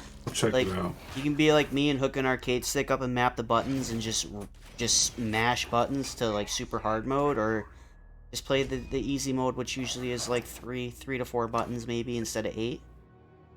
But the music is all real. It's got a big variety of music as well. It's not like just electronic. There's all sorts of stuff in there. And you also get video playing in the background too. So you get like a freaking little music video. It's pretty neat, especially like for the songs that they make specifically for the game that aren't like licensed. They make really cool little like anime skits out of them. The only rhythm game I was afraid to play. I was afraid to play. Well, not afraid to play it, but I kept myself from playing it. Was DJ Hero. I couldn't get into it back. I tried it. I was one of the people that had it. The problem I was like, okay. It was the music selection. Tracks on it. I never played it. For me, I was like, if I play it, I'm gonna feel like crap because I have DJ equipment that I need to be practicing to actually play out with. Don't get me wrong, I had some good tracks on it, but some of them were also just like, why? Throwaway. Like, music. When I'm thinking of DJ, I'm thinking of scratching and, you know, mixing to like fast pace to slow pace to layer, like, you know how it is. But like, they just picked the most generic, basic rap music, and we're like, yeah, this works. And I was like, this sucks. I'm gonna go play Guitar Hero because it's better. Like, it was a cool attempt at something that could have been something special, but it failed so hard they just gave up on it. You should play Guitar Hero at the store. You should. We should have a Guitar Hero competition. I mean, we could. Yeah, Let's do it. I do have Did you ever that play- that guitar behind the counter that's like $300 that no one's ever gonna buy. Let's play it. Did you ever play Brutal Legend? That's I on. did. Oh, Brutal Legend, Brutal great. Legend was a fantastic game. Oh, I did see that Fusion game on Game Pass. as If well. you've never tried That- Fusion Frenzy, try it. It's interesting. What about now? This is my last question. I guess it's for you, Vinny, because you probably played it. If anybody else knows anything about it, chime in. It's a rhythm game that what is that? It's like a fighting game that's supposed to be coming out, but it's a God rhythm of Rock? game. Yeah, Yeah, I I can't play that. I can't wait. How are you supposed to play it? I don't know, but I that's can't wait to weird. find out. I believe it's based on how good your rhythm and your accuracy is, right? Because it's like, I think if you want to do a more complex thing, that's a harder song. But even if you both do the same song, I think it's based on how accurate you are. You just hitting buttons on the controller? No, it gives you like a track, like or chart, like Guitar Hero or something else like that. As far as I understand, it's based on like you get to decide what, and I think your opponent can like fight back with a different track type of thing. I think it's like when you play like Guitar Hero duels, like in Guitar Hero, where it's like you're both It's kind of gonna- doing the same thing. Yeah, But then, yeah, it's gonna be very similar to that, but it looks fucking sweet. I don't care. It's gonna be $30 and I'm buying it. And I'm gonna play the shit out of it. $30? When'd that come out? I'm gonna look that up. It comes out in April 19th, I believe. Oh, okay. Vinny, we should do something at the shop. I know you've been wanting to do the Hot Ones challenge, but we should do something at the shop where it's some sort of fighting game competition, and if you lose a round or a set, you have to eat a specific hot wing or something like that. And the more you lose, I like the this hotter idea. the wings get. I like this idea. I like where this is going. So there's Sounds pretty incentive. fun. Say it's a first to 10, right? Conan will be You there. do first to 10 hot wing sets. That sounds or, awesome. Or we do something like Hot Pepper Gaming. I don't know. Hot Hot Pepper Wing. Gaming. I like Hot Wing sets. That's such a godlike name. Hot wing sets, and every time you lose a game in the set, you have to eat one of the wings. And then, of course, if you're getting close to losing the set, you're up at, let's say somebody's up on like 9 or whatever, 9, 10 or whatever.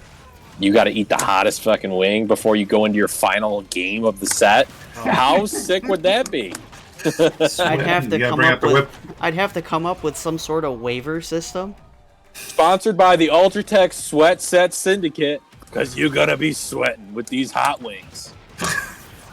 I would do. Do you love this idea that was just born in my brain I'd right now? love to It's do this wonderful. idea. This would be amazing. First to 10 hot wing sets. Conan says I might die. He's up for it. Well, you better start winning some first to 10s then. So you don't have to eat these hot wings. I'm sitting on the sideline with some barbecue. I ain't We'll write this down and we'll make the idea more solid and Sponsored by Tums. we'll Because figure I'm going it to need out. some afterwards. That would be fun as hell. You could do different games, you don't have to Oh, do trust Killer me, Instinct. I have ideas. Look, I'm getting body right now because my brain is working on thriving these awesome ideas. So, to go on. all right. As I said, Imagine Andy, that. pitch me Chivalry 2. All right, here we go. All right, so have you ever, let's say you've gone to a Ren fair. Let's say you've watched Game of Thrones. Love Let's it. say you've Love it. watched Lord of the Rings, right? And you're like, man, those huge, epic fights of them swinging axes, bows, and swords looks cool. But you know what? I want to be a part of it, right? And I'm not talking Ren fair. I want people's heads to be ripped off, right? I want people getting impaled by arrows, right? I want to feel it. I want to be in the nitty-gritty of it. That's what Chivalry 2 says. Chivalry 2 says, hey, I'm going to put you into a guy. You can pick what you want. You want an axe? You want a sword? You want a halberd? You want bows and arrows? You want a crossbow? Doesn't matter, right? You have some friends? Bring your friends along, right? We're going to go ahead, mosh pit in the middle of some medieval shit, right? You're going to be fighting against them. They're going to be fighting you. You're going to be deflecting. Some guy's got a shield. Guy behind you got an axe. You're ducking him. He's ducking you, right? You're clashing swords. You're going back and forth. You're grabbing the flag.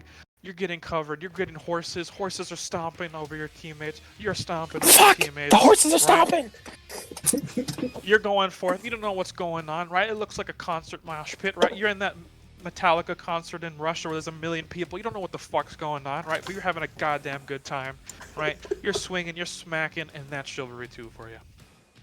That sounds like a goddamn good That time. was awesome. You're at a Metallica concert Oh, in Russia. You don't know what's going on. You're just having a good time with your friends. Yo, back when thanks for the raid. That you is just how you came sell in. a game. You all just came in on one of the best elevator pitches I've ever been given. Holy shit. That dude. game was for Chivalry 2, sponsored by Space Dandy. Oh my god. Clip it.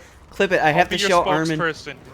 You give me a game, I'll be the spokesperson for the store now. I don't care. Holy cow. man. Dandy, we've discovered your calling on this channel. What's up, Katie? Oh my I will god. be the review guy. You give me a game, I'll give you a review.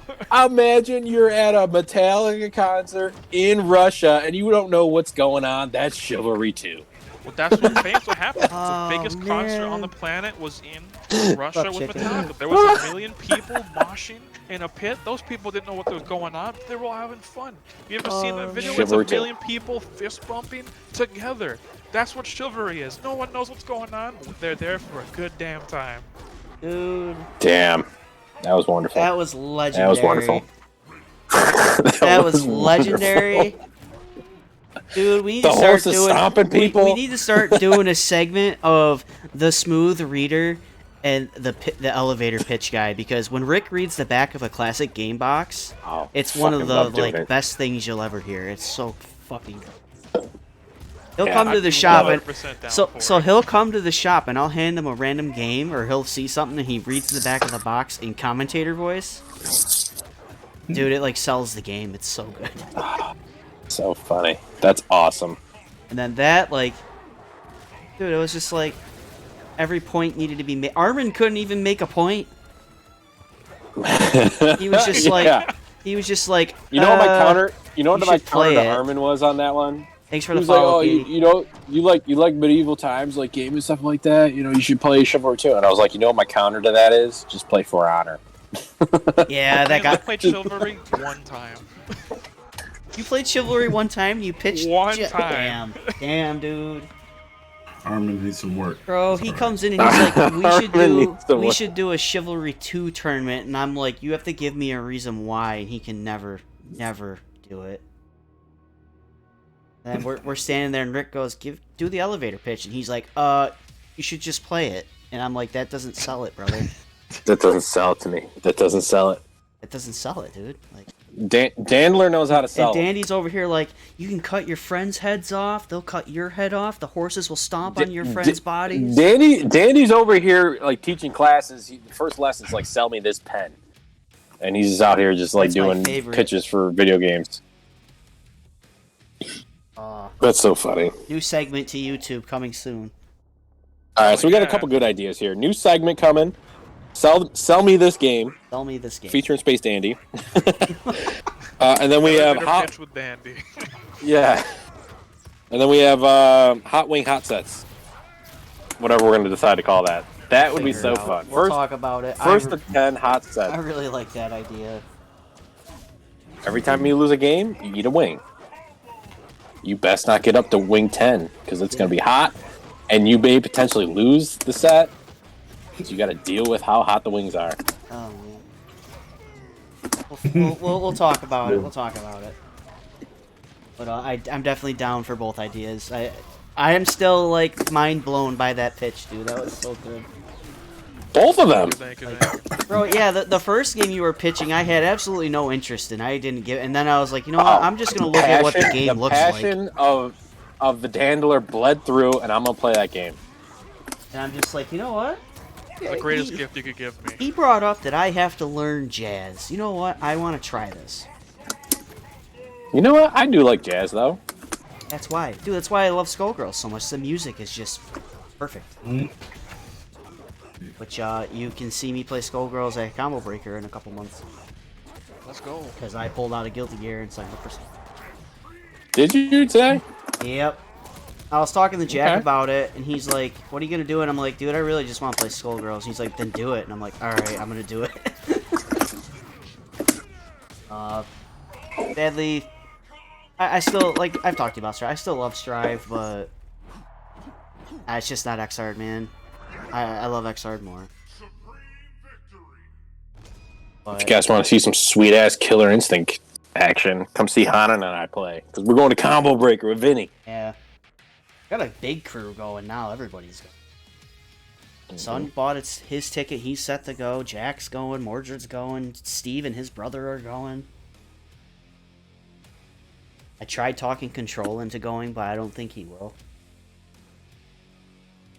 I don't think he's ever been to a major either. I'm like, dude, Combo Breaker is a great first major to go to because it's wild. He's also in Jersey too, so that'd be a little bit of a hike.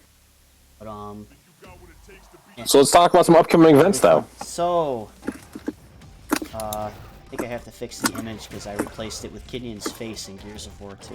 That's a beautiful face. So let me fix that really quick. It's a 10 out of 10. Perfect score. 10 out of 10. Great face. Heavenly blessed beauty. I look at it every day. As Rick brought it up earlier, we will be at IHOP Saturday for some not only fighting games but for some pancakes too. At the Syracuse Sucker Punch Bread and Butter.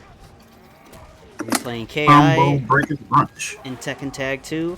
There will be other games as well. People will bring other stuff.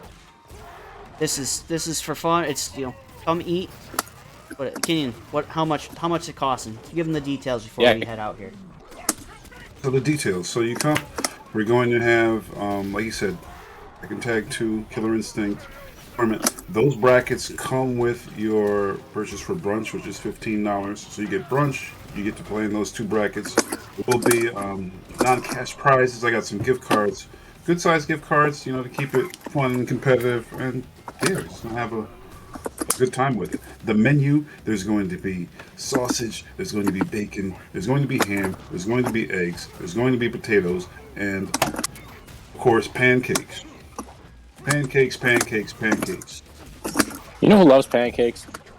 Timothy James Combo, and he's going to be handing out beatdowns amongst the breakfast. You know who else loves pancakes? King, who's on this flyer that's pointing. He's like, come on, come try to steal my pancakes. He's like, Tekken Tag 2? I'm gonna, King death grapple you to death. Tag team these pancakes. Which, shout outs for Tekken 8. King looks awesome in Tekken 8. All the characters look great in Tekken 8. Ready for that game or the demo. Really love Xiao Yu's new outfit. I think it looks awesome. I'm still not a fan of Nina though. Her hair, man, they took her hair away. I'm not a fan.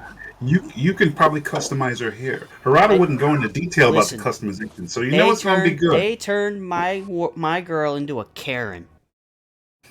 No, she's not. She's a Nina. No, absolutely not, friend. No, she ain't a Karen. She's a Nina. That's a Karen if I ever saw one. Right. But yeah, you're probably right. You'll probably be able to fix that. Vinny, they gave her a gun. Well, no. There's only one Karen. Well, no, and that's Paul. Well, wait, Paul Phoenix. Paul got the Karen cut. I want to speak to your manager before I death fist. Paul looks like Meg Ryan now. All right, Meg Ryan and what the fuck it is? You Got Mail. How about that? That's the first thing I thought about too. All right. Well, this was entertaining. Like I said, Xbox. Like, there's still love for Xbox, man. We're gonna good games. Some good games brought up today. Some forgotten games that should remain forgotten got brought up today. Banjo and Perfect Dark Zero. We hardly ever talked about Halo. That's true. You know why? Because Juice isn't here. Maybe next time. What hasn't been said about Halo that we don't always say about Halo? That's true. Some of my best memories are playing Halo LAN parties.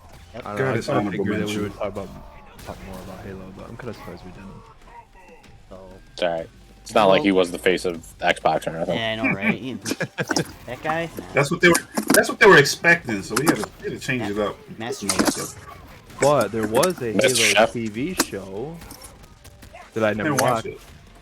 Nobody watched it. The combat scenes were great, but everything else sucked. There's my review. John. Reach City. That's all we need to say. Now you see, if you weren't busy playing RE4, we would have talked about Hunter of the Reckoning. Because I completely forgot about that game. It is actually a really good game. Surprised we didn't stream playing Halo. I didn't want to. Yeah, sure. Did. Well, to be honest, like Dude, I was like, we would've been- Xbox. We could play we would've KI, been- and Shrake gave me like all these details on. You should try this for the stream. It'll eliminate artifacting and stuff. And I was like, I have to try this. It worked. Apparently, it looks a lot more crisp. So thank you to those who helped me out by checking it out first and letting me know if anything was going on. So this, hopefully, it looks this crisp from now on with every game we play, because I lost like no frames. Apparently I lost half a frame, so that's better than any other time we've done. Second asked if he talked about Hunter's Reckoning. Yeah, we talked about Fusion Frenzy. Frenzy. That got brought up. Don't worry. So again, thank you guys for coming on. As usual, Yes. the hour for having podcast us. went for 2 hours like usual, so This was a good one, though. it was. It was We fun. discovered a lot of different things about ourselves. We did. Dandler can sell any game, Yeah. is what I've learned. It's a hidden talent. We just got warmed up at 45 minutes. We couldn't end in an hour. That's true. We weren't even on Xbox What- 360. I was watching the clock. We were just getting warmed up. So, thank you again to our sponsors, Junk Food Custom Arcades, Syracuse Sucker Punch, Micro Game Play and Trade, our friend in the booth here, DJ Silence, who lets me use his music for the intro. Thank you, sir. Much appreciated. We got more. I had new music that released this week. He did. It was one of the first songs that played was "It's a Rainy Day," and it's really good. You should listen to it. Ooh, Spotify. gotta go check it out. Pandora, YouTube Music. You can find it on Bandcamp. All your favorite streaming services. If you're a TikToker, Instagrammer, you can use my music for your videos. So feel free. And thank you also to our brothers that attack from all sides. Hopefully, we'll see some of them Saturday. We will see you guys Saturday if you're local and you want to come through and have some breakfast with the boys.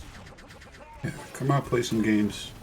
Be a good time. We're all in that Street Fighter 6 waiting room. So Yes. just come out and enjoy yourself. We're not Yeah. taking this serious. Best part about Street Fighter 6 is we go to Combo Breaker, we come back, it comes out a day later.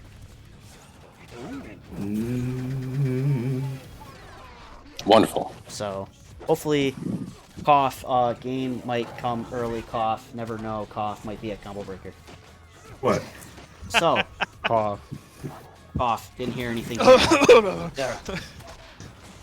Cough. So. Alrighty, guys. Well, thank you again. And anybody got any last words? As I watch Saberwolf okay. try to beat up this poor man in the corner. He succeeds. Enjoy your gaming is my last words. Whatever you're gonna play on whatever. Enjoy your gaming. All I have to Just say have fun with it. is PC is way better than Xbox Series X and S. You I said knew it. you were That's gonna it. do That's that. all I I gotta knew say. you were gonna do that. You fucking asshole. That's all I gotta say. What Is a the dick. PC is I- PC Master Race, okay? I'm not doing it. My goodness. I'm not What doing a- it. What an asshole. You Vinny, asshole. I'm good. I don't have anything else to say. Alright. Anybody else have anything else to say? Xbox off. Oh, So since Xbox. Nobody has the Go Connect home. anymore. Connect's trash. So Connect's trash. Hashtag Connect's trash. since DJ Sans Kenyon, take us home. Oh, he's here. He's in the booth. Take us home, Kenyon. take us home. What were the catch? Oh yes. Oh my god. Night. Don't interrupt me. Good night. And good luck. Have a good night, everybody. Talk to Later. you soon. Bye. Sure. See ya.